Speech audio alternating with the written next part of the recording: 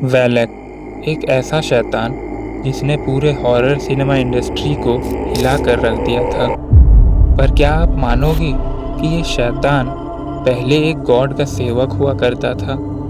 और क्या हो अगर मैं आपसे कहूँ कि ये शैतान रियल में अभी भी एग्जिस्ट करता है? वैलेक का अस्तित्व 10 या 20 साल से नहीं बल्कि पिछले 375 सालों से है। और आज भी इस डीमन का इतना खौफ है कि लोग उसका नाम सिर्फ कहानियों में ही लेना पसंद करते हैं। आज की इस वीडियो में मैं आपको इसी शैतान के बारे में बताने वाला हूँ कि क्यों आज भी लोग इससे इतना डरते हैं। हेलो गाइस, हॉरर दुनिया में आपका स्वागत है। और हाँ, हमारी पिछली वैलेक वाली वीडियो को इतना प्यार देने के लिए थैंक्स। हमें ये शैतान जिसका नाम वैलेक है ये आपको कई हॉलीवुड मूवीज़ में देखने को मिल जाएगी। पर सबसे पहले जानते हैं कि आखिर ये शैतान है कौन। लेसर की ऑफ सॉलोमन माइथोलॉजी की एक पुरानी बुक है। उस बुक में वैलेक का जिक्र किया गया है। वैलेक को प्रेसिडेंट ऑफ हेल भी कहा जाता है। ये एक छोटे से बच्चे की तरह दिखता है जिसके 2 पंख हैं और वो 2 सर वाले ड्रैगन की सवारी करता है।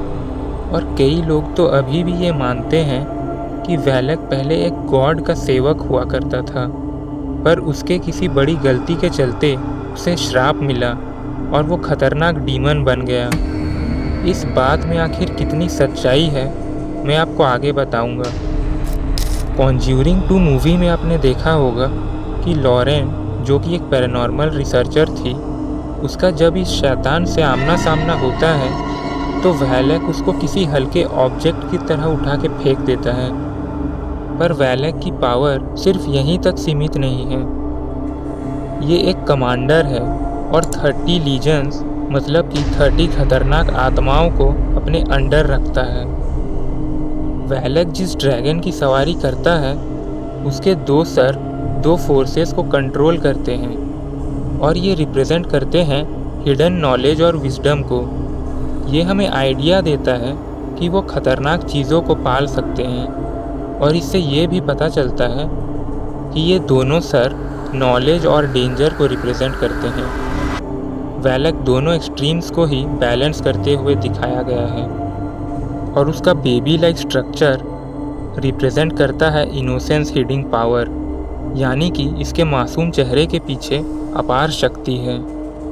और लास्ट में बात करें उसके विंग्स यानी पंख की, तो विंग्स डिमोनोलॉजी में पावर के साइन होते हैं। ये दर्शाता है कि वो प्रेसिडेंट स्पिरिट रैंक का है और ये मदद करते हैं उसको कई हिडन प्लेसेस को रिवील करने में। इसीलिए तो लोग इसके मदद से हिडन ट्रेजर यानी खजाना ढूंढते हैं।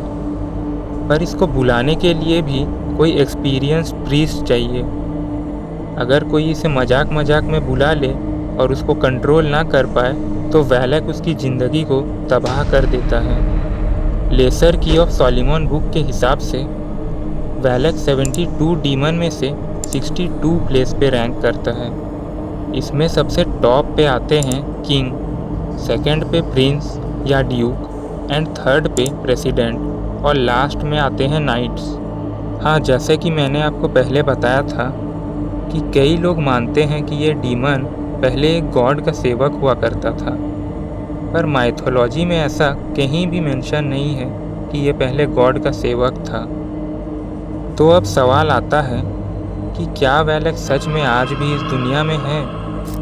20 से 21 सेंचुरी के बीच ऑकल्ट प्रैक्टिशनर्स ने वैलेक के देखे जाने की इंटरेस्टिंग स्टोरी शेयर करते हैं। उनका ऐसा कहना था कि वैलेक उनके ड्रीम्स विजन में अपीयर हुआ और हम मैजिकल एक्सपेरिमेंट से उससे कांटेक्ट कर सकते हैं।